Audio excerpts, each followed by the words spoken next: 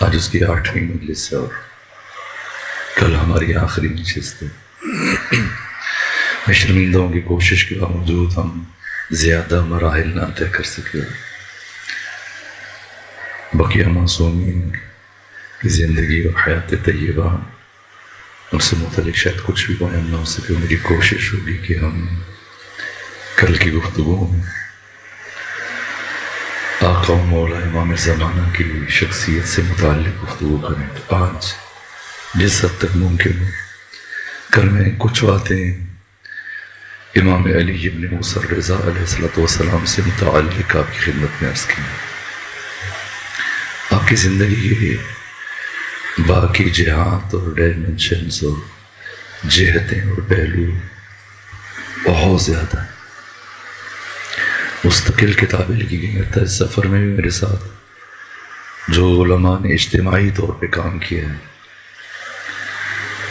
یعنی پچھلے 1400 سال میں اتنی کتابیں نہیں لکھی جتنی انقلاب اسلامی کے بعد ان 40-50 سالوں میں جو کتابیں لکھی ہیں۔ اور خوبصورتی ہے کہ اجتماعی سطح پہ کام ہو، مثلاً 10-20 علماء مل کر ایک موضوع پہ کتاب لکھ رہے ہیں۔ اس طرح سے ائمہ کی معاشی زندگی، ائمہ کی روش تبلیغ، اس پر خود کی جلدوں پر مشتمل کتاب ہے۔ لازم ہے کہ ہم ائمہ کی زندگی کو پڑھیں۔ ظاہر ہے کہ ان چند نشستوں میں صرف ایک تعارفی اور ابتدائی گفتگو کی جا سکتی ہے۔ اور میں چاہتا ہوں کہ چند جملے حضرت امام محمد تقی علیہ السلام سے متعلق عرض کروں۔ موسیٰ رضا کا کوئی بیٹا نہیں جبکہ آپ کی عمر 47 سال اور 9 مہینے ہو چکے ہیں، یعنی سمجھے تقریباً 48 سال۔ یہاں تک کہ فرقہ واقفیہ کے بانی، جس طرح شش امامی، اس طرح ایک واقفیہ فرقہ ہے جو آ کر امام موسیٰ کاظم کی امامت پر رک گئے اور امام علی ابن موسیٰ رضا کی امامت کا انکار کیا۔ اور لوگ سامنے آ کر تانا زنی کرتے تھے کہ آپ کہتے ہیں میں امام ہوں، اور پیغمبر یہ کہہ کے گئے، بتا کے گئے کہ میرے 12 جانشین ہیں جن میں سے 9 میرے بیٹے حسین کی نسل سے ہوں گے، لیکن آپ کی تو کوئی اولاد ہی نہیں، آپ لاولد ہیں۔ یعنی انسان کی عمر 48 برس کے قریب ہو جائے اور بڑھاپے کا آغاز ہو جائے اور کوئی اولاد نہ ہو، تو ضرور فرماتے کہ تم کہاں سے کہتے ہو کہ میں صاحب فرزند نہیں ہوں گا؟ عنقریب پروردگار مجھے ایک ایسا بیٹا عطا کرے گا جو مشرق و مغرب کو اپنے نور سے منور کر دے گا۔ 48 برس کی عمر میں امام علی ابن موسیٰ رضا کے سن تھا جب حضرت امام محمد تقی کی ولادت ہوئی ہے۔ ابھی راز کیا ہے جو اللہ بعد میں امام کو یہ فرزند عطا کر رہا ہے؟ 10 سال حیرانہ باتیں کرتے ہیں۔ کیسے حیرانہ باتیں کرتے ہیں؟ کیسے ممکن ہے؟ خدا نے کر کے پہلے دکھایا۔ اب صبح مثلا اب یہاں پہ تشریف لائے، بعض دوستوں نے ناشتہ کیا، بعض نے نہیں کیا۔ پہ تشریف لائے، بعض دوستوں نے ناشتہ کیا، بعض نے نہیں کیا، چل کے کریں گے۔ اور یہاں علی جعفری صاحب ایک پتھر رکھتے ہیں 20 من کا، اور کہیں کہ آج مجلس سے پہلے ہی وہ اٹھا کے لے جائیں، جو اٹھائے اس کو ہم زیارات پہ لے کے جائیں گے۔ مثلاً فلسفہ مثال تقریب ذہن بات پہنچانے کے لیے کہ اگر کوئی اس پتھر کو اٹھائے گا، یہ جو 20 من کا پتھر ہے، کوئی جوان یا بچہ یا بزرگ، تو اسے ہم زیارات کے لیے نجف لے کے جائیں گے مولا علی کے روزے پر۔ بڑا بہادر آدمی ہے، بڑا تنومند اور طاقتور آدمی، توانا آدمی۔ اور بجائے پتھر اٹھانے کے افراد آپس میں بیٹھ کے بات کریں کہ انہوں نے کیسی بات کی، بھلا کوئی پتھر اٹھا سکتا ہے؟ بعض کے اٹھا سکتا ہے، بعض کے نہیں اٹھا سکتا، بعض چڑھ جائے۔ اور ایک بچہ یا جوان آگے بڑھے اور ابھی بانس چل رہی ہو اور وہ پتھر اٹھا کے بلند کر دے، اب بھی بانس کریں؟ اب بانس نہیں کریں۔ اسے فلسفے میں کہتے ہیں کسی بھی چیز کے امکان پر سب سے بڑی دلیل اس کا وقوع ہے. یہ چیز ممکن ہے، یہ ممکن نہیں ہے. جب واقع ہو جائے تو امکان کی بات پھر ختم ہو جاتی ہے. 4.5 برس کا بچہ امام بن سکتا یا نہیں بن سکتا؟ خدا نے پہلے بنا کے دکھایا. حضرت امام محمد تقی علیہ السلام، اس لیے اللہ نے بڑھاپے میں امام یار پہلے بھی عطا کر سکتا تھا. یہاں تک کہ 48 برس عمر ہے امام علی ابن موسیٰ رضا کی، اور آپ کے یہاں بیٹے کی ولادت ہوئی اور بس آپ کے علاوہ کوئی بیٹا نہیں. اس وقت دنیا میں جتنے بھی رضوی سادات ہیں در حقیقت یہ تقوی سادات ہیں. یہ امام رضا کے احترام میں انہیں رضوی کہا جاتا ہے، ورنہ امام رضا کی نسل صرف امام محمد تقی سے چلی. یہ بات میں کبھی کبھی تکلیف میں آ جاتا ہوں. ابھی اتفاق یہ ہے کہ تیسری مرتبہ ایک کلام میں سن رہا ہوں، کیونکہ آج علی جعفری صاحب میزبان ہیں، انہوں نے کسی کا سوال بھی پہنچایا. اب سوچ رہا ہوں کہ حضرت امام محمد تقی کی سیرت پہلے بیان کروں یا اس سوال کا جواب پہلے عرض کروں. تو میں مومن کا حق ہے، ان سوال پوچھا تو پھر میں مختصراً جواب عرض کر دوں. ظاہر ہے کہ مختصر جواب بہرحال کافی نہیں ہوگا، لیکن چونکہ صرف 2 نشستیں ہیں، ورنہ میں تفصیلی جواب بھی عرض کر دیتا اور میں آقا امام زمانہ کی بارگاہ تک پہنچنا چاہتا ہوں. اور یہ سوال کیا کہ نہج البلاغہ میں یا کچھ اور بھی انہوں نے حوالہ بھیجا کہ وہاں تو مولا متقیان امام حسن مجتبیٰ کو وصیت فرما رہے ہیں کہ صرف اللہ سے مدد مانگنی چاہیے. تو ہم کب کہہ رہے ہیں کہ غیر اللہ سے مدد مانگنی چاہیے؟ ہم بھی یہی عرض کر رہے ہیں کہ صرف اللہ سے مدد مانگنی چاہیے. لیکن یہ 14 اللہ کی رضا کے مظہر ہیں، اللہ کی مشیت کے ظرف ہیں. یہ بات کہہ رہا ہوں، ایک لفظ کو نہ لیجیے، پوری گفتگو سنیں اور پھر نتیجہ لیں. ان 14 سے مدد مانگنا ایسا ہی ہے جیسے خود خدا سے مدد مانگنا. کسی کو دقت پریشانی آئے اور اگر قرآن کو کافی نہیں سمجھتا تو سورہ الحدید میں بھی خدا نے فرمایا وَأَنزَلْنَا الْحَدِيدَ فِيهِ بَعْسٌ شَدِيدٌ، ہم نے آسمان سے لوہا اتارا جس میں شدید لڑائی ہے. وَمَنَافِعُ لِلنَّاسِ، لوگوں کے لیے فائدے ہیں. اور اللہ جانتا ہے مَن يَنصُرُهُ، کون ہے اس کے دین کی نصرت کرنے والا. وَرُسُلَهُ، اور کون ہے اس کے سارے رسولوں کا مددگار. اردو نہیں ہے، اردو میں جمع 2 سے شروع ہو جاتی ہے، لیکن عربی میں جمع کم سے کم 3 سے شروع ہوتی ہے. 2 کے لیے تثنیہ ہے اور اللہ رسول کا لفظ استعمال کر رہا ہے کہ وہ اکیلا مجاہد کون ہے کہ جو سارے رسولوں کا مددگار ہے. آپ کے گھر میں اگر کہیں قریب لائبریری ہو، جا کے دیکھیے انجیل متی کی 46واں باب 27ویں آیت. It's about 3 o'clock. Jesus cried out with loud shout, Eli, Eli, Eli, lema sabachthani. یہ آیت آج بھی موجود ہے انجیل میں کہ جب آدھی رات کو حضرت عیسیٰ کو پھانسی دینے کے لیے لے کے چلے موت کی طرف، تو اپنے پوری طاقت سے کہا ایلی میری مدد کو آئی. اور سوال ایلی کون ہے؟ جس طرح سے عربی میں، فارسی میں، اردو میں لفظ ایلی اللہ کے لیے بھی استعمال ہوتا ہے، مولا علی کے لیے بھی استعمال ہوتا ہے. اس طرح سے عبروں میں، عبرانی زبان میں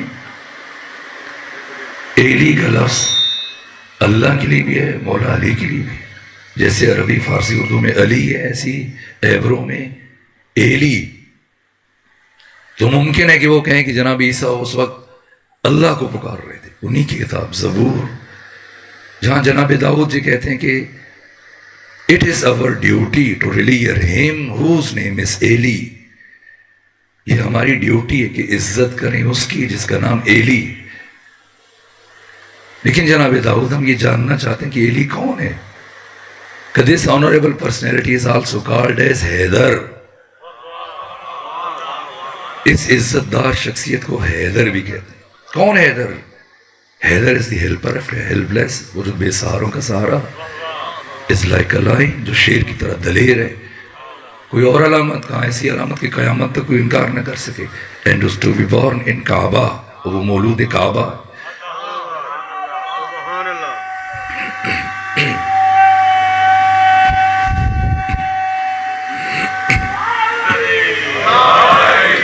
to seek his help، اسی علی سے مدد تلاش کرو. وہاں عیسیٰ کہہ رہے ہیں ایلی ایلی لما شبختنی، یہاں جناب داؤد کہہ رہے ہیں to seek his help، علی سے مدد مانگنا یا علی مدد کہنا بدعت نہیں ہے، یہ انبیاء کی سنت ہے. جسم سلام کے وقت عبادت کے طور پر، اس لیے اپنی زبان پر یہ ذکر جاری کرتے ہیں کہ سامنے والے کا امتحان ہو جائے مومن ہے یا منافق ہے. ان سے مدد مانگنا ایسا ہی ہے جیسے خود خدا سے مدد مانگنا. یہ اللہ کی مشیت کے ظرف ہیں، اللہ کی رضا کے مظہر ہیں. اور مجھے تکلیف ہوتی ہے، لیکن ظاہر ہے کہ پھر ایک سلسلہ چل رہا ہوتا ہے اور میری عادت نہیں کہ میں بات کروں، لیکن اب انہوں نے سوال کیا تو میں اس دکھ کا بھی اظہار کروں. آج میں نے تیسری مرتبہ یہ کلام سنا ہے. علی جعفری صاحب کے یہاں یہ صبح کے عشرے میں سلام پڑھا جاتا ہے، اور جب سنتا ہوں تو پریشان ہو جاتا ہوں کہ کوئی روکنے والا بھی نہیں ہے، خود اسے بھی خیال نہیں آتا کیا پڑھ رہا ہے. وہ آگے سے نعرہ بھی کہتے تھے، اب بابا کہتے حق کا عرفان چھپایا تو علی یاد آیا. وہ میں سر پکڑ کے بیٹھ کے برابر سوچتا ہوں کہ اس نے علی کے بغیر حق کا عرفان کیسے پا لیا. حق کا عرفان پانے کے بعد تجھے علی یاد آ رہا ہے. بھلا علی کے بغیر حق کا عرفان ممکن کیسے ہے؟ حق کا عرفان منحصر ہے ذات علی ابن ابی طالب. دل میں قرآن سمایا تو علی یاد آیا. علی کے بغیر بھلا قرآن دل میں کیسے سما سکتا؟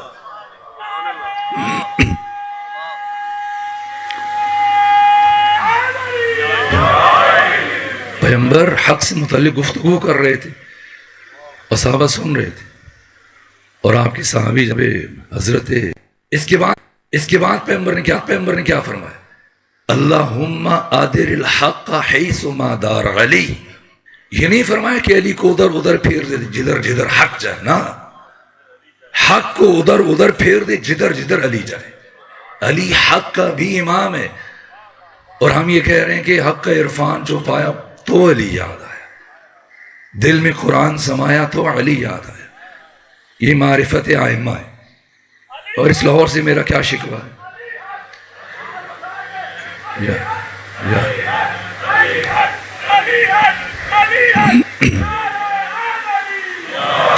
اس لاہور سے میں کیا شکوہ کروں، عوام کی کیا بات کروں، جہاں خواص یہیں قریب میں ہی یہاں پہ گزرتے ہو دیکھا ہے مسجد ہے جہاں پہ اہل حدیث عالم ہیں، احسان علیہ ظہیر کے بیٹے ہیں ابتسام علیہ ظہیر، وہ یہاں جمعہ پڑھاتے ہیں. ایک شخص کراچی سے مرحوم ہو گئے، عالم آن لائن کے نام سے ایک پروگرام چلایا کرتے، اور موضوع امام اور امت تھا. اور یہ بھی تشریف فرما تھے، اور ساتھ میں ایک آپ کے لاہور کے بھی شیعہ عالم تھے جو آپ کے مکتب کی ترجمانی کر رہے تھے. اور جب امامت پہ بات آئی تو ہماری طرف سے جب نمائندگی ہو رہی تھی، ہمارے عالم جو گفتگو کر رہے ہیں وہ انہوں نے کیا کہا امام بھی ہماری طرح کا عالم ہوتا ہے لیکن ہماری نسبت سینئر ہوتا ہے. جب یہ تصور امامت ہو پھر ایسی باتیں ذہن میں آتی ہیں. چیزوں کو ملائیں. یہ جو قرآن بھی کہہ رہے کہ ایاک نعبد و ایاک نستعین، ہم صرف اللہ کی عبادت کرتے ہیں، صرف اللہ سے مدد چاہتے ہیں. علی سے مدد مانگنا ایسا ہی ہے جیسے خود خدا سے مدد مانگنا. اگر کوئی ان 14 کو خدا کے عرض میں لے کے آئے گا مشرک ہو جائے گا. اللہ کے عرض میں اللہ کے مقابلے میں کسی کی کوئی حیثیت نہیں، کسی کی کوئی حیثیت نہیں. یہ 14 اللہ کے طول میں، ان کی ولایت خدا کی ولایت ہے. انہیں یہ اختیار خود خدا نے دیا. اللہ کی ولایت میں اور ان کی ولایت میں صرف ایک فرق ہے، اللہ کی ولایت ذاتی ہے، اسے کسی نے نہیں دی ہے. ان 14 کو اللہ نے اپنے فضل سے عطا کی ہے. ان کا علم لامتناہی ہے، ان کی قدرت لامتناہی ہے. آپ خود سوچیں حضرت امام محمد تقی علیہ السلام کہ آپ 195 میں آپ کی ولادت ہوئی، اور 200 ہجری میں امام علی ابن موسیٰ رضا خراسان چلے گئے اور 3 سال خراسان رہے اور وہیں شہادت ہوئی. نہ کبھی محمد تقی گئے خراسان، کبھی باپ بیٹے کی ملاقات نہیں ہوئی. 4.5 برس کی عمر میں اپنے بابا سے الگ ہو گئے. کون سے مولانا صاحب کے پاس گئے تھے؟ کسی محدث کے پاس، کسی مفتی کے پاس. اب خود سوچیں 4.5 برس کا بچہ، ہمارے یہاں 3 سال میں بچے اسکول جانا شروع ہوئے.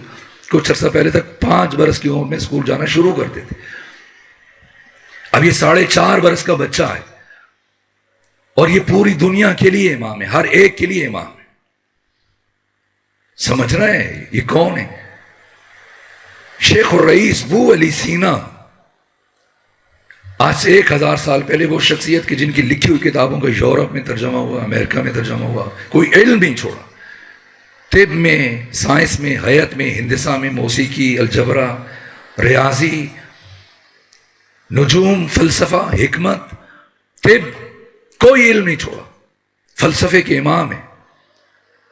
ایک دن صرف استاد کے پاس گئے، ساری زندگی میں بچپنے میں ایک دن گئے استاد سے پڑھنے کے لیے. اور جب بیٹھے تو استاد سے سوال کر لیا. جیسے استاد نے پڑھانا شروع کیا، کہا استاد آپ پڑھائیں، میرے ذہن میں ایک سوال کھٹک رہا ہے، اگر اجازت پوچھوں گا. پوچھیں کیا؟ کہا کائنات کی تخلیق سے پہلے خدا کیا کرتا تھا؟ کائنات تو بعد میں خلق ہوئی نا، پہلے تو نہیں تھی، بعد میں بنی. تو جب تک کائنات جب بنی تو چلے خدا نظام کائنات چلا رہے. جب نہیں تھی تخلیق کائنات سے پہلے کار خداوندی کیا تھا؟ اور سوچ میں بیٹھے اور دیر تک سوچتے رہے. پھر چھڑی اٹھائی، اسے پیٹنا شروع کیا کہ شاگرد استاد سے آگے نکل گیا. 70 سال کا استاد ہے، 4 برس کا ابو علی سینا. اٹھ کے گئے اور ابو علی سینا کے باپ دوست تھے اس عالم کے، دانشور کے. تو جب جانے لگے تو کہا کیوں جا رہے ہیں؟ پڑھائے، میں اس کو منع کروں گا، آئندہ سوال نہیں پوچھے گا. کہ نہیں، مجھے یقین ہو گیا کہ میں اس بچے کو پڑھانے کی صلاحیت نہیں رکھتا. ساری زندگی ایک استاد سے بھی نہیں سیکھا ہے ابو علی سینا نے. اور استاد ایت اللہ جوادی عاملی سے کسی نے پوچھا کہ ابو علی سینا سنی تھے یا شیعہ تھے؟ وہ کہنے لگے اس شخص کا مذہب کیا پوچھتے ہو جس کا استاد اس کائنات میں صرف نماز تھی. نماز، جب بھی کسی مشکل میں مبتلا ہوتے تھے تو 2 رکعت نماز پڑھتے تھے. یہ ابو علی سینا اتنا بڑا دانشور، فلسفی، مفکر کہ 1000 سال کتابیں پہلے لکھی اور اب تک پڑھی جا رہے ہیں، پڑھائی جا رہی. فلسفے میں، طب میں، قانون میں، منطق میں. یہ غیر معمولی شخصیت کے خمینی بت چکن نے آپ سے متعلقہ لم یکن لہ کفوا احد. انبیاء اور ائمہ کے بعد کوئی دانشور ان کے ہم پلہ نہیں ہے. استاد، ناشناس، معلم. سمجھے گئے علی کون ہے؟ ابو علی سینا کے شاگرد، اس کا نام شہریار تھا. اور شہریار نے کہا کہ ابو علی سینا اگر آپ نبوت کا دعویٰ کریں پیغمبر اسلام کے بعد تو سب سے پہلے میں آپ کی نبوت پر ایمان لے کر آؤں گا. یہ ابو علی سینا جس کی علمی جلالت ہے، جس کی بات عام شخص کو سمجھ ہی نہیں آتی. تو شہریار شاگرد نے ایک مرتبہ پوچھا کہ آپ علی کے بارے میں بات نہیں کرتے، آپ مجھے علی سے متعلق کچھ بتائیں. کیا جملہ کا! ابو علی سینا نے سمندر کو کوزے میں سمو دیا. کہا کیا بات پوچھتے ہو، کیا بتاؤں علی سے متعلق؟ اس جملے کا اگر وزن کر سکے، کہا شہریار، علی کی حیثیت اس کائنات کے تمام انسانوں کے درمیان وہی ہے جو محسوسات کے درمیان معقول کی ہوتی ہے. یہ سارے اعضائے بدن آپ کے جسم میں کیسے چل رہے ہیں؟ دماغ کی وجہ سے چل رہے ہیں. دماغ جو سوچتا ہے، اس دماغ کا جو ماحصل ہے فکر، یہ معقول محسوسات کے درمیان علی کی حیثیت معقول کی. پھر اجرا اور سال کے بقیہ شب و روز کے درمیان علی کی حیثیت لیلۃ القدر کی ہے. کہا لیلۃ القدر، لیلۃ القدر میں آپ جاگتے ہیں، قرآن پڑھتے ہیں، سر پہ رکھتے ہیں قرآن، ساری رات جا کے اگر آپ لیلۃ القدر میں نہ جاگیں تو، اگر آپ سر پہ قرآن نہ رکھیں تو اس کی عزت میں کمی آ جائے گی. سارے اہل لاہور اور پوری دنیا والے ساری رات جاگیں، قرآن سر پہ رکھیں، عبادت کریں، دعائیں مانگ کے گزاریں، لیلۃ القدر کی عزت میں اضافہ نہیں ہوگا. اور سب سو کر غفلت میں گزار دیں، اس کی عزت میں کچھ کمی نہیں آئے گی. کہ علی کی مثال بھی لیلۃ القدر کسی ہے. ساری کائنات علی کے دروازے پر سجدہ ریز ہو جائے، علی کی عزت میں کچھ اضافہ نہیں ہوگا. پوری کائنات علی کا انکار کر دے، علی کی عزت میں کچھ کمی نہیں آئے گی. علی خدا صمد کا عبد بے نیاز ہے. یہ خلیل بن احمد فراہیدی، ابھی آپ عربی زبان میں دیکھیں کتنی لغت کی کتابیں، منجد ہے، قاموس ہے، بحر المحیط ہے، مجموع البحرین ہے، فقہ اللغہ ہے، لسان العرب ہے. یہ جتنی کتابیں 100 سے زیادہ ڈکشنریاں ہیں عربی میں. سب سے پہلی ڈکشنری کس نے لکھی عربی میں؟ خلیل بن احمد فراہیدی، جن کی وفات 728 ہجری میں ہوئی. کتاب العین لکھی ہے، یہ ان کی ڈکشنری ہے. اس کے صفحہ نمبر 28 پر یہ جملے تحریر کیے. چونکہ اٹھتے بیٹھتے سوتے جاگتے یہ کہتے تھے علی علی علی. خلیل بن احمد فراہیدی پہاڑ سے وزنی نام ہے. سیبویہ جیسے امام النحو کے بھی استاد ہیں، یہ خلیل بصری، اور کہتے تھے علی جن امام الکل فی الکل. اس بات کو سمجھیں، علی سب کا امام ہے اور سب میں امام ہے. وقت نہیں کہ میں اس کی وضاحت کروں، اس جملے کی وضاحت کے لیے کم و بیش 1 گھنٹہ چاہیے. سب کا امام ہے، یعنی انبیاء کا بھی امام ہے، ملائکہ کا بھی امام ہے.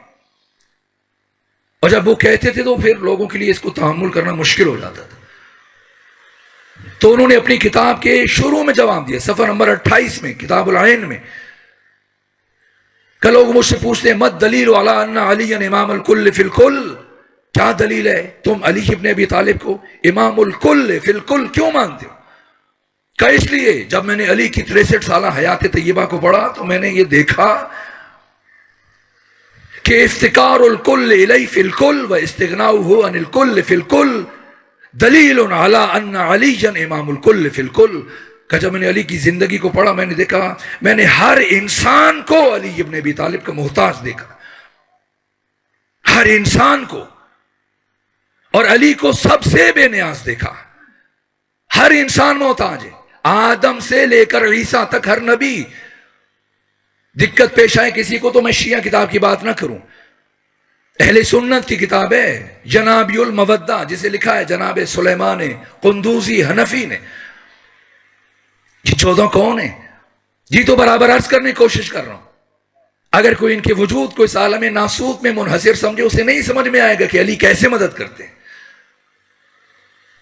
وہ سمجھے گا علی آج سے 1400 سال پہلے پیدا ہوئے اور پھر 63 سال زندگی گزارنے کے بعد رخصت ہوئے تو قبر میں پھر علی ابن ابی طالب کی میت کو وصول کرنے والے کون تھے؟ جا کے پڑھے، تمام عربی اور فارسی کے مقاتل اردو میں بھی ترجمہ ہوئے. علی کون ہے؟ ہاں علی شن بشر کیف بشر، علی بشر ہے. کیسا بشر ہے؟ ربہ فیہ یتجلی وظہر، جس کا رب اس میں متجلی ہوا. مظہر پروردگار ہے، مظہر اسماء پروردگار ہے. یہ علی ابن ابی طالب سلیمان قندوزی حنفی نے یہ حدیث لکھی ہے. آپ دیکھیں علی کا ائمہ کا ایک وجود، نازل ترین رتبہ. ہم سمجھتے ہیں قرآن مجید یہ جو جلدوں کے درمیان ہے، یہ 6236 آیتیں جو ہمارے گھروں پڑا ہوا ہے، یہ قرآن ہے. یہ قرآن مجید کا نازل ترین رتبہ ہے. پڑھیں سورہ واقعہ میں خدا نے کیا فرمایا، فی کتاب مکنون لا یمسہ الا المطہرون، پاک لوگوں کے علاوہ کوئی چھو ہی نہیں سکتا. قرآن کہتا ہے سے پاک لوگوں کے علاوہ کوئی چھو ہی نہیں سکتا. اور کتنے ناپاک ہاتھ لگاتے ہیں. آپ کے لاہور میں بادشاہی مسجد میں جب ایک خاتون آئی تھی، اب کافر تو نہ جیسے، اور بادشاہی مسجد کے خطیب نے قرآن اٹھا کے ان کے ہاتھ میں رکھا، نہیں رکھا تھا، اور قرآن کہہ رہا کہ نجس سے چھو نہیں سکتا، مس نہیں کر سکتا. تو پھر کیا قرآن نے غلط کیا؟ نہ مس کل شیء بحسبہ، ہر چیز کو مس کرنا، لمس کرنا خود اس کے مطابق ہوتا ہے۔ قرآن ایسی چیز نہیں جسے انسان ہاتھوں سے اور چہرے سے اور جسم سے مس کر سکے۔ قرآن معارف کا مجموعہ ہے، علوم کا مجموعہ ہے، انوار کا مجموعہ ہے، اور علوم و معارف کو دل و دماغ سے اور قلب و جگر سے لمس کیا جاتا ہے، مس کیا جاتا ہے۔ یعنی جب تک کسی کا دل پاک نہ ہو وہ قرآن کو چھو نہیں سکتا۔ علی کے قرب کے لیے اور علی سے قربت کے لیے دل کی طہارت شرط ہے۔ اتنی جہتیں، اتنے پہلو ہیں۔ علی کی زندگی کا یہ نازل ترین رتبہ ہے۔ حقیقت قرآن لوح محفوظ پہ، لو انزلنا هذا القرآن على جبل لرأيته خاشعا متصدعا من خشیت اللہ۔ نزول قرآن کا مطلب اگر کسی سادہ لو شخص نے یہ سمجھا ہوا کہ جبرائیل آتے تھے آیتیں اٹھا کر جیسے ڈاکیا لے کے آتا ہے، نزول کا یہ مطلب نہیں ہے۔ نزول کا مطلب یہ کہ میں اور آپ اس دنیا میں رہتے عالم الفاظ میں، اور میں اپنی بات آپ کو کیسے سمجھاؤں؟ اگر میں پہاڑ سمجھانا چاہتا ہوں، بتانا چاہتا ہوں، میری گفتگو میں پہاڑ، اب میں چاہتا ہوں کہ یہ پہاڑ سمجھاؤں اور لفظ نہ ہو تو کیسے سمجھاؤں گا؟ صرف دو صورتیں، یا پہاڑ اٹھا کے آپ کے پاس لاؤں یا آپ کو لے کے جاؤں یہ دیکھیں یہ کہنا چاہ رہا ہوں۔ تشریف رکھیے، تشریف رکھیے۔ اس لیے ان چیزوں کو، حقائق کو سمجھانے کے لیے پھر الفاظ معرض وجود میں آئے۔ ان لفظوں کے ذریعے سے ہم حقائق کو درک کرتے ہیں۔ تو یہ الفاظ کی دنیا میں ہم انسانوں کے لیے قرآن وہ حقیقت مکنونہ، اسے قابل فہم بنانے کے لیے اللہ نے اسے لفظوں کا لباس پہنا کر اتارا ہے۔ نزول کا مطلب اس نورانی حقیقت کو اتارتے اتارتے، نازل کرتے کرتے اس دنیا میں نازل ترین رتبے تک لے آیا، لفظوں کی حد تک لے آیا۔ ورنہ حقیقت قرآن، یہ شب قدر میں جو قرآن نازل ہوا پیغمبر اسلام پر، لفظوں کی شکل میں نازل ہوا ہے؟ نہیں، جوامع الکلم کی صورت میں نازل ہوا، مفاہیم کی صورت میں قلب مصطفیٰ پر نازل ہوا۔ البتہ یہ باتیں تھوڑی پیچیدہ ہیں، میں عام طور پہ یہ گفتگو عرض نہیں کرتا، لیکن اب ان سوال کیا اور یہ بھی مناسب نہیں تھا کہ سوال اب، اور مجھے فکر یہ لاحق ہے کہ یہ آخری دو نشستیں اور گفتگو ناقص اور ادھوری رہ جائے گی۔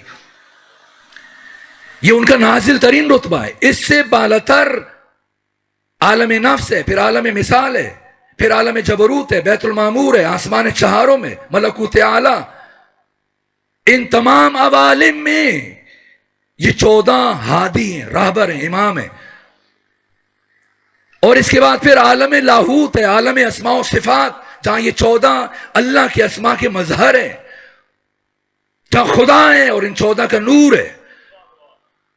وہاں نہ کسی نبی کی رسائی ہے، نہ کسی ملک کی، نہ فرشتے کی۔ تمام فرشتوں کا سردار، رئیس، سید الملائکہ جبرائیل، آپ کے قدم چوتھے آسمان سے آگے 1 انچ بھی نہیں بڑھ سکتے۔ اس لیے پیغمبر نے پوچھ کے بتایا تاکہ ہمیں خبر ہو جائے۔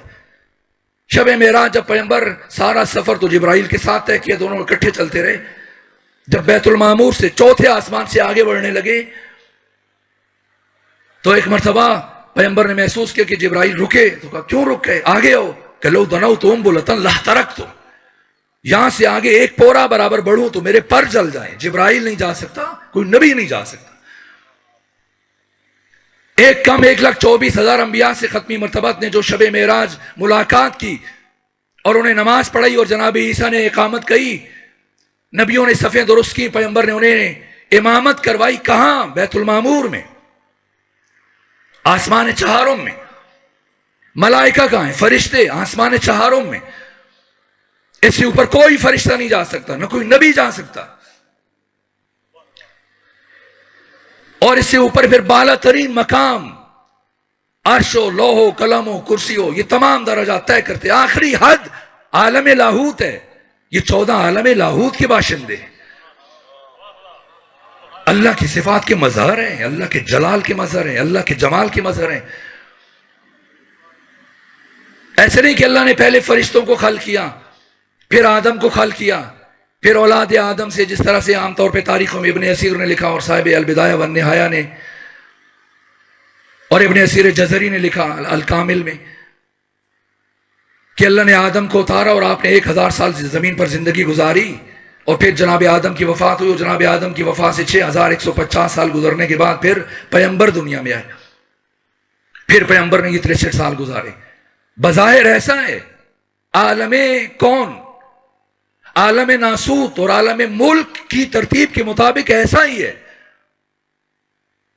لیکن ان انوار کی تخلیق کب ہوئی؟ ملائکہ سے پہلے، انبیاء سے پہلے۔ ملائکہ مقدم ہیں آدم پر۔ خود میں نے احادیث میں پڑھا، کئی احادیث مسلسل، کہ اللہ نے آدم کو جبرائیل سے جو پیغمبر اسلام کا مکالمہ ہے 80,000 نوری سال کے بعد خلق کیا ہے ملائکہ کے جناب آدم۔ اور جب جناب آدم خلق ہوئے، یہ عجیب مراحل ہے، تو پھر وہ آدم کے جو ملائکہ سے 80,000 نوری سال بعد خلق ہوا۔ نوری سال یہ قمری اور شمسی سال نہیں ہے، محرم و صفر یہ جنوری فروری کے حساب سے۔ نوری سال، نور کی رفتار جو اس مادی دنیا میں آئنسٹائن نے تحریر کی ہے، انسان 1 سیکنڈ میں 3 لاکھ کلومیٹر کا سفر طے کرتا ہے۔ یعنی آپ لاہور سے جائیں اور پوری دنیا کا چکر لگا کے واپس لاہور آئیں، پھر جائیں، پھر آئیں، پھر جائیں، پھر 7 چکر لگائیں، کتنی دیر لگے گی؟ 1 سیکنڈ۔ یہ نور کی رفتار ہے۔ تو وہ ملائکہ جو خود آدم سے 80,000 نوری سال پہلے خلق ہوئے، تو جب آدم کو ان کے سامنے خلق کیا گیا، اور خلق کرنے کے بعد خدا انہی فرشتوں سے کہہ رہا ہے سجدہ کرو۔ کیوں سجدہ کروایا جا رہا ہے آدم کو؟ کیوں سجدہ کروایا جا رہا ہے؟ زیارات پہ جاتے ہیں، اب جب جائیں تو اگر یاد رہ جائے، جب نجف پہنچے مولا متقیان کے حرم میں، یہاں صالح بھائی تشریف فرمائے، پہلی مرتبہ جناب صالح زرکی مجھے اپنے ہمراہ لے کے گئے زیارات کے لیے، اور جب لے کر گئے ان سے پوچھئے گا 7 دن نجف اشرف میں ہمارا قیام رہا، مجھے جرت نہیں ہوتی تھی میں قدم بڑھا کے آگے جاؤں۔ علی کی بارگاہ جہاں مالک اشتر نقی جیسے جرنیل بات کرنے سے پہلے 1000 مرتبہ سوچتے تھے علی کون ہے۔ جب جائیں تو پڑھیے گا، میں تو جب جاتا ہوں بس پڑھتا رہتا ہوں تحریریں مولا متقیان کے جو حرم ہے، گنبد کے نیچے زری کی بالائی سمت سر اٹھا کے پڑھیے گا۔ وہ داتا دربار نہیں جس کا جی چاہے کچھ لکھ کے چلا جائے، فقہا، مجتہدین، محققین، علماء، ایک لفظ بھی لکھا جاتا ہے تو ان کی زیر سرپرستی۔ آدم کو سجدہ کیوں کروایا گیا؟ ملائکہ سے 80,000 نوری سال بعد خلق ہو رہے ہیں، تمام ملائکہ کو حکم دیا گیا سجدہ کرو۔ کیوں؟ تاکہ پڑھیے گا، اور یہ شعر آقا امام زمانہ سے منسوب ہے، مولا متقیان کی حرم میں آپ کے گنبد کے نیچے زری کی بالائی سمت لکھا ہوا ہے لو لم یکن فی صلب آدم نورہ لما قیل قدما للملائکۃ اسجدوا۔ اگر اللہ نے آدم کے صلب میں علی ابن ابی طالب کے نور کو نہ رکھا ہوتا، کبھی ملائکہ کو حکم نہ دیا جاتا کہ آدم کو سجدہ کرو۔ یہ عزت علی ہے۔ علی کون ہے؟ علی مظہر پروردگار ہے، علی مظہر اسماء پروردگار ہے۔ علی خدا کے عرض میں نہیں ہے، علی خدا کے طول میں ہے۔ صرف اللہ سے مدد مانگنی چاہیے۔ اگر کوئی تھوڑا سا بھی اختیار اللہ کے مقابلے میں لے کے آئے گا، آپ کے نہیں علی کا اتنا اختیار نہیں ہے، اور کم ہے، اور کم کریں، اور کم ہے، اور نیچے آ جائیے، اور کم کریں، کم کرتے جائیے، اتنا سا تو مانیں گے بھائی اتنا ہے، اتنا دے کے تو اتنا تو قبول کرنا پڑے گا۔ یہ جو اتنا اختیار دے کر آپ خدا کے سامنے لے کے آ رہے ہیں، یہ کیا ہے؟ یہ شرک ہے۔ اللہ کے مقابلے میں معمولی اختیار کسی کے لیے ثابت کریں گے، یہ شرک ہو جائے گا۔ توحید کو سمجھیے، توحید یعنی یہ 14 اللہ کی صفات کے مظہر ہیں۔ میں یہاں گفتگو کر رہا ہوں اور آپ وہاں بیٹھ کے سن رہے ہیں، اگر یہ وسیلہ درمیان میں ہو تو کیسے آواز جائے گی؟ اور میری آواز کہاں سے نکل رہی ہے؟ یہ آلات جو علی جعفری بھائی نے تھوڑے تھوڑے فاصلے پر رکھے ہوئے ہیں، تو جن ڈبوں سے یہ آواز نکل رہی ہے یہ مظہر ہیں۔ میں یہاں سے بول رہا ہوں، آواز وہاں سے ادا ہو رہی ہے۔ اللہ کا علم لامتناہی ہے، ہمیں کیسے پتا چلے؟ علی نے سینے پر ہاتھ مار کے کہا بل اندمجت علی مکنون علم لو بہت لاضطربت من اضطراب العرشیۃ فی طوی البعیدہ۔ अली का इल्म लामुतनाई है। किसने कहा है? मौले मुत्तकियान, मुहक्किकीन, अहले सुन्नत, दानिश्वर। इमाम गजाली कौन नहीं जानता, जिनकी वफात 505 हिजरी में हुई। कहते इस कायनात में अली वो हस्ती जिसका इल्म लामुतनाही है। अहले सुन्नत आलिम जनाबियुल मवद्दा में और बाकी कुतुब में हदीस मौजूद है। बिहार में अल्लामा मजलिसी ने लिखी, बाकी शिया उलमा की मैं बात नहीं कर रहा, अहले सुन्नत आलिम है। कहा कि जैसे ही मलाइका ने हम 14 के अनवार को मुशाहिदा किया तो गुमान किया शायद हम फरिश्तों के खालिक ये 14 हैं। तो पैगंबर फरमाते हैं जैसे ही मुझे लगा कि फरिश्ते ये सोच रहे हैं फसब्बहना, बिला फासला हमने खुदा की तस्बीह शुरू की। फसब्बहतिल मलाइका, मलाइका ने भी तस्बीह शुरू कर दी। हमने सुभान अल्लाह कहा, फरिश्तों ने भी सुभान अल्लाह कहा। हमें देखकर सुनकर हल्ललना व हल्ललतिल मलाइका, हमने ला इलाहा इल्लल्लाह कहा। हमें देखकर सुनकर फरिश्तों ने ला इलाहा इल्लल्लाह कहा। हमसे रुकू सीखा, हमसे सजदा सीखा, हमसे बंदगी सीखी। पैगंबर ने जिब्राइल से नहीं सीखा, जिब्राइल ने पैगंबर के शागिर्द अली इब्न अबी तालिब से सीखा है। यह सुलेमान कुंदूजी हनफी ने लिखा है। यहां तक कि पैगंबर फरमा रहे हैं कि अल्लाह ने इरादा किया कि जिब्राइल को बाकी फरिश्तों के लिए सरदार मुअय्यन करें। तो परवरदिगार ने जिब्राइल से बात की, बताओ मन अंत व मन अना, तू कौन है मैं कौन हूं? जिब्रील कहने लगे अंत व अना अना, आप है वो हम हैं। यहां पर पैगंबर फरमाते कि मेरे भाई अली इब्न अबी तालिब का नूर आगे बढ़ा और आगे बढ़कर जिब्राइल को खुदा से गुफ्तगू का सलीका सिखाया। ऐसे बात करो, अंत रब्बु जलील व अना अब्दुक जलील व इस्मी जिब्रील। जिब्राइल का नाम जिब्राइल किसी और ने नहीं रखा है, खुद अली इब्न अबी तालिब ने रखा है। समझना है, ये 14 जमान और मकान से मावरा है, जमान और मकान से बालतर। जो शुरू में मैंने इंजील और ज़बूर की बात की आपके सामने कि अली तो 1400 साल पहले पैदा आए, दुनिया में आए, फिर इतने हजारों साल पहले हर नबी की मदद कैसे की? अगर कोई अली के वजूद को और इन 14 के वजूद को आलम नासूत में मुनहसर समझे इस दुनिया में, उसे ये बात समझ में नहीं आएगी। ये ज़मान व मकान से मावरा, ज़मान व मकान से बालतर। इसीलिए ज़ियारत जामे कबीरा मैंने कई दफा इरादा किया पढ़ूं, लेकिन इसे तहम्मुल करना बहुत मुश्किल है। इसलिए इमाम अली नकी अल हादी इस ज़ियारत जामे कबीरा से मुताल्लिक साहिब मफातिहुल जनान शेख अब्बास कुम्मी ने लिखा है, अगर कायनात में ज़ियारत जामे कबीरा मोतबर नहीं है, फिर कोई एक हदीस मोतबर नहीं।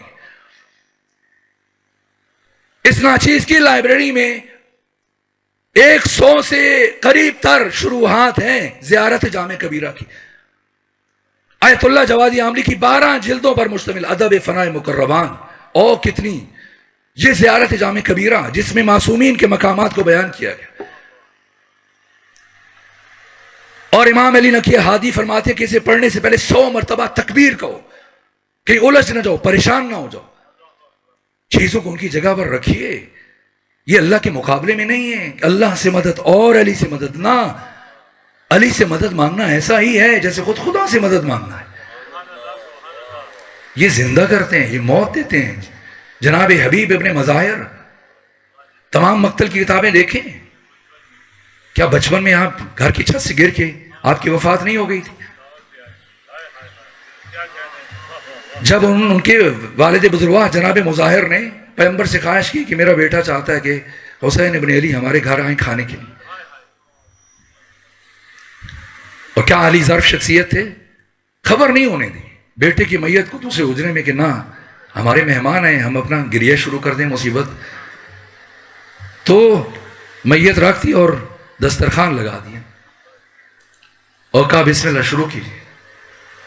और हुसैन इब्न अली बोले, फरमाया कि आपने तो नहीं बोला था, मैं आपकी दावत पर तो नहीं आया।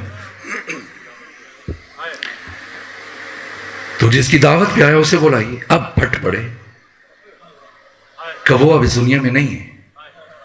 یہ حسین ابن علی کی زبان سے جملے نکلے. کیسے ممکن ہے کہ جس نے بلایا اور وہ ہی نہ ہو؟ تم جب تک میرا میزبان نہیں ہوگا میں تو کھانا شروع نہیں کر سکتا. مجھے لے کے چلے. اور جب لے کے چلے دوسرے حجرے میں زندگی ملی. دوسری مرتبہ حبیب ابن مظاہر کو زندگی ملی. کس کی وجہ سے؟ حسین ابن علی کی وجہ سے. یہ اللہ کی رضا کے مظہر ہیں. اب کہیے یہ کیسے ہو گئے؟ کیا جا سکے. اور سیدھا ہم بغداد کے 25 رجب کی شب تھی. 24 اور 25 کی درمیانی شب وہاں پہنچے. وہاں سے پھر نجف اور پھر کربلا اور عراق کی زیارات کرنے کے بعد ہم قم آئے. اور قم میں یہ طے پایا کہ اب ہم ظہر کی نماز کے ساتھ کہ صبح میں سب آرام کر لیں, غسل کر لیں, آمادگی کر لیں, اور ظہر کی نماز کے ساتھ جائیں گے. نماز ظہر بھی حرم معصوم قم میں ادا کریں گے اور ساتھ میں زیارت بھی کریں گے. اب میں چونکہ 10 سال رہا برابر 95 سے 2005 تک, تو ہمیں یہاں سے زیادہ اپنا گھر وہاں ایک انس اور اپنائیت. جیسے صبح اٹھا تو بے چین ہو گیا کہ چلیں یہ لوگ تو جب چلیں گے تو میں زیارت انہی کے ساتھ کروں. وہ کیفیت ایک ہی دفعہ جب پہلی مرتبہ جائیں اکٹھے جائیں. لیکن چلیں کچھ دیکھ لیتے ہیں اپنا شہر اپنا گھر جہاں 10 سال گزارے. مجھے کتابوں کا اشتیاق ہے اور میں وہاں گیا, جا کے دیکھنا شروع ہو گیا کتاب خانے. اور لیکن ان دنوں میں کتابوں قیمتیں بہت بڑھ چکی تھیں. جو بھی کتاب اٹھائیں وہ پاکستانی حساب سے 2000 2500 3000 ایسے. اور جی چاہے کہ اب یہ ساری کتابیں ہم لے جائیں. بس ایک بچپنا ہے طالب علمی, اور طالب علم کی خواہش یہ ہوتی ہے کہ بس کتابیں جتنی ہوں اتنی کم ہیں. تو اب ایک دل میں نا ایک خلش اور تڑپ رہ گئی. کاش میں اس وقت کچھ رقم لے کے آ جاتا تو ابھی مجھے یہ دقت نہ ہوتی, پریشانی نہ ہوتی, اور میں یہ کم سے کم کچھ 1-2 کاٹن کتابوں کے ساتھ لے جاتا. اب زور تک دیکھتا رہا اور پھر زور میں واپس آیا. پھر تمام زائرین کے ساتھ ہم گئے, اور جب زیارت کے لیے گئے تو میں نے زیارت پڑھی اور سب شامل تھے, سب نے زیارت پڑھی. اور سب پھر نماز کے بعد جناب معصوم قم کی زیارت کے لیے زری کی طرف بڑھے. لیکن میں نے گستاخی کی, اور میں وہ جو بالائی سمت مسجد جہاں دونوں سائڈوں پہ شیشے اور درمیان سے گزر گاہ ہے, کندھا لگا کے وہیں کھڑے ہو کے بس بے ادبی کی, گستاخی کی, اور اب شرمندہ ہوتا. تو میں نے کہا کہ بی بی میں آپ کا مہمان رہا, 10 سال آپ کی عنایتوں کے سائے میں رہا, اور آج میں جو کتابیں دیکھ کے آیا مجھے یہ کتابیں چاہیے. میں نے کوئی اور کسی سے بات نہیں کی, میں نے معصوم قم سے ان کی بات خدمت میں عرض کی.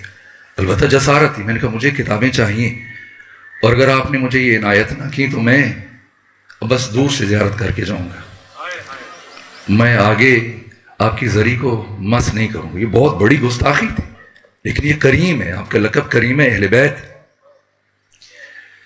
یہ کہہ کہ میں چلا گیا. باقی افراد بھی واپس مڑے. ہوٹل اطلس میں ہمارا قیام تھا, باقی زائرین ہم سب چلے گئے, اور اب دن کھانا کھایا جا رہا ہے. اور سامنے صفدر ڈوگر صاحب شاعر اہل بیت, پیام زینب وہ رسالے کے ایڈیٹر تھے, اور حسنین کاظمی صاحب ان کا تعلق بھی راولپنڈی سے اور ہین حیات ہے, اور رشید رضوی صاحب اور چوتھا میں تھا. اور ہم کھانا کھا رہے ہیں. جب ہم کھانا کھا رہے ہیں تو اسی اثناء میں ایک معمر خاتون وہ ہمارے ٹیبل کے پاس سے گزری, وہ مجھے دیکھتے ہوئے آگے گئی اور پھر پلٹ کے واپس آئیں. پھر کچھ لمحے توقف کیا اور اشارہ کیا ایسے انگلی سے. ہاتھوں پہ داستانے تھے اور آنکھوں پہ اینک تھے. تو اب دیکھیں بھری بزم میں راز کی بات کہہ دی, بڑا بے ادب ہوں, سزا چاہتا ہوں, لیکن آپ کے سوال نے مجھے مجبور کیا, میں کیا کروں.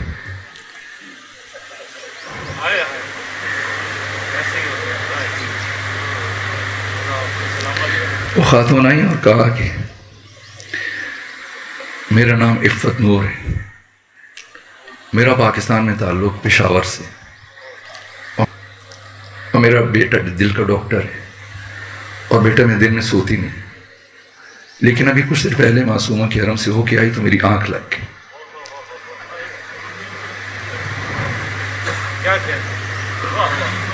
تو میں نے سیدہ زہرا سلام اللہ علیہ کو خواب میں دیکھا، تو میں نے دیکھا کہ آپ بھی ان کے ہمراہ پیچھے کھڑے ہیں، اور انہوں نے مجھ سے کہا یہ طالب علم ہے، میرا بیٹا ہے سید، اسے کتابیں چاہیے، اسے کتابیں چاہیے۔ انہوں نے $3000 نکالے جیب سے، کہا یہ رکھیں گے۔ میں نے ہچکچاہٹ کی، ان کا یہ امانت ہے، میں تو نہیں دے رہی، مجھے تو حکم ہوا ہے، اور یہ جو میں انگوٹھیاں ہاتھ میں اس وقت پہنی ہوئی ہیں کہ وہ کتابوں کے لیے ہیں، اور یہ میری طرف سے آپ اس وقت میرے ہاتھ خالی تھے، تو کہا یہ آپ اپنے لیے دو انگشتر، یہ آپ کی ماں کی طرف سے۔ میں گیا اور جا کر، ان دنوں بیمار تھا، مجھ سے کھڑا نہیں ہوا جاتا، لیکن پھر میں برابر کے گھنٹے وہ کتابیں، جتنی کتابیں آج دیکھ لیں، میں دیکھتا ہوں خود، میں نے پاکستان میں لائبریریوں کا 40 سے 50 ہزار کتابیں، اور جناب سیدہ سے متعلق جتنی کتابیں میں لے سکتا تھا لی، اب مسئلہ کہ کیسے، اور وہ بھی پھر پہنچی۔ یہ خاندان کریم ہے، کون ان کو خدا کے مقابلے میں رکھ کے مانگتا ہے؟ نہ، جب ہم ان سے مانگ رہے ہوتے تو خدا ہی سے مانگ رہے ہوتے ہیں۔ یہ اللہ کی صفات کے مظہر ہیں، یہ اللہ کی رضا کے مظہر ہیں۔ انہوں نے خدا کے ساتھ معاملہ کیا، حسین ابن علی نے اپنا سب کچھ خدا کو دے دیے، اب جو خدا کا ہے وہ حسین کا ہے۔ اس لیے جو روز عاشور جملہ کا ہے، میں نے عرض کیا آپ کی خدمت، آئے آج امام حسین کو ان کے فرزند جناب علی اکبر کی شہادت کا پرسہ پیش کریں۔ جناب علی اکبر کا ودا بڑا مشکل، میں نے پڑھا ہے خود امام حسین کے بعد جس ہستی کا ودا سب سے مشکل تھا وہ جناب علی اکبر تھے۔ جب جناب علی اکبر کو امام حسین نے روانہ کیا تو وہ جملہ جو کسی کے لیے نہیں کہا، جناب علی اکبر کے لیے فرمایا، یا بنیا مہلن مہلا، بیٹا علی اکبر ذرا آہستہ آہستہ چلنا۔ اور علی اکبر جاتے ہوئے مڑ مڑ کر میری طرف دیکھتے ہوئے جانا۔ میں نے پڑھا جب جناب علی اکبر کی سواری چلی تو سید مہدی بالعلوم لکھتے ہیں کہ حسین علی اکبر کی سواری کے پیچھے ایسے چل رہے تھے جیسے 2 سال کا بچہ ابھی چلنا شروع کرتا ہے۔ اس کیفیت کو چند قدم طے کیے امام جناب علی اکبر کی سواری نے، اور ایک آواز سنی، مڑ کر دیکھا، عجیب قیامت کا منظر تھا، حسین اوندھے منہ کربلا کی زمین پر گرے۔ جلدی سواری سے نیچے اترے اور پلٹ کر واپس آئے، بابا کو اٹھایا اور عرض کیا، بابا آپ تو مجھے رخصت کر چکے تھے، پھر یہ حال کیوں ہے؟ فرمایا، اے کاش علی اکبر آپ کا آپ کے جیسا بیٹا ہو۔ یہ نہیں فرمایا آپ کا جوان بیٹا ہوتا، نہ، جوان بیٹا ہونا اور ہے، علی اکبر جیسا بیٹا ہونا اور ہے۔ کون ہے علی اکبر؟ شاید دنیا علی اکبر کو نہ پہچان پاتی، اس لیے حسین نے خود تعارف کروانا ضروری سمجھا۔ جب علی اکبر کو روانہ کیا، امام حسین نے وہ کام کی جو کسی دوسرے شہید کے لیے نہیں کی، اپنی داڑھی کو بائیں ہاتھ سے پکڑا، دایاں ہاتھ آسمان کی طرف اٹھایا اور اللہ کو گواہ بنایا، اللہم اشہد علی ہؤلاء القوم، پروردگار تو گواہ رہنا، قد برز الیہم غلام، اس جوان کو میدان جنگ کی طرف روانہ کر رہا ہوں جو پوری کائنات میں تیرے نبی کی سب سے بڑی شبیہ ہے۔ لفظوں پر غور کیا کریں میرے عزیزو، بعض پڑھنے والے اتنا پڑھ دیتے ہیں ہم شکل پیغمبر، نہ، جناب علی اکبر کا تعارف صرف یہ نہیں ہے۔ امام حسین نے اپنی داڑھی پکڑ کے ہاتھ اٹھا کے اللہ کو گواہ بنا کہا، تیرے رسول کی شبیہ ہے، خلقن و خلقن و منطقن، کردار میں، گفتار میں، ظاہر میں، باطن میں، جو دیکھنے میں بھی رسول جیسا ہے اور جس کی روح بھی محمد عربی جیسی ہے۔ بہت بڑا تعارف ہے۔ اور روانہ کیا، وقت بہت ہوا، چند جملے عرض کروں، کیسے جنگ کی میں دوسری شب کی مجلس میں عرض کر دوں گا، لیکن ایک مرتبہ پہنچے جب، اور جنگ کرتے کرتے جب سنان ابن انس نے کہا کہ آپ تو بڑی دلیری سے لڑ رہے ہیں، لیکن کسی نے آپ کے خیام کو آگ لگا دی۔ یہ سنا، مڑ کر دیکھا، جب مڑ کر دیکھا تو اس شقی نے آپ کے سر اقدس و پشت سے ایک گورز مارا، اور جب گورز مارا تو جناب علی اکبر خود کو زین فرس پر سنبھال نہ سکے اور ڈگمگانے لگے۔ لیکن اتنے خوددار تھے کہ خود کو گھوڑے سے گرنے نہیں دیا، اپنی باہیں گھوڑے کی گردن میں ڈال دی. لیکن آپ کے سر کا خون جب جاری ہوا تو گھوڑے کی آنکھوں میں جانا شروع ہوا، اور گھوڑا خیام کی طرف پلٹنے کے بجائے دشمن کے لشکر میں آگے جاتا گیا. اور جہاں سے گزر رہے تھے سید ابن طاؤس نے لکھا ہے جس کے ہاتھ میں جو ہتھیار تھا فقتلوہ اربن اربا، علی اکبر کے جسم کے ٹکڑے کٹ کٹ کے کربلا کی زمین پر گر رہے تھے. یہاں تک کہ جب آخری مرحلہ آیا ایک مرتبہ آواز بلند کی، بابا جان اپنے بیٹے علی اکبر کا آخری سلام قبول کیجیے. وہ حسین کے جو ہر شہید کی لاش پر تیر کی طرح سے آئے تھے، اس حسین کو علی اکبر کی لاش تک پہنچنے میں بڑی دیر لگ گئی. اس لیے کہ جب علی اکبر نے آواز دی تو حسین کبھی دائیں گر جاتے ہیں کبھی بائیں گر جاتے ہیں، اور کہتے ہیں بیٹا علی اکبر مجھے کچھ دکھائی نہیں دے رہا، مجھے آواز دو کہ تمہاری آواز کے سہارے تمہاری لاش تک آ سکوں. آئے دعا کریں، اللہ نہ کرے کوئی باپ اپنے بیٹے کا وہ حال دیکھے جو حسین ابن علی نے علی اکبر کی کیفیت دیکھی. ایک ہاتھ سینے پہ دوسرا ہاتھ زمین پر، اور اف اف کی آوازیں بلند ہو رہی. امام حسین نے پوچھا بیٹا علی اکبر کیا ہوا؟ کہا بابا آپ برداشت نہیں کر پائیں گے. کہا بیٹا میں جاننا چاہتا ہوں. کہا بابا سنان ابن انس نے نیزہ مارا، اس کا دستہ توڑ دیا، انی میرے سینے میں رہ گئی. اگر آپ کے لیے زحمت نہ ہو تو اس انی کو نکال لیجئے، مجھے سانس لینے میں دشواری ہو رہی ہے. اب سنیے گا، حسین ابن علی نے اپنا رخ نجف کی طرف کیا اور اس لمحے اپنے بابا علی کو یاد کیا.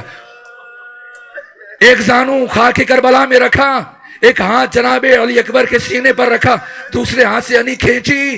صرف انی باہر نہیں آئی، علی اکبر کا کلیجہ بھی ساتھ آیا. اور ایک مرتبہ جناب علی اکبر کی روح قفس انصری سے پرواز کر گئی. اور صرف علی اکبر کی روح نے پرواز نہیں کیا، حسین کے جسم میں بھی جان نہیں ہے. کئی مرتبہ حسین نے کوشش کی علی اکبر کو اٹھائیں، اب لاش اٹھائی نہیں جا رہی ہے.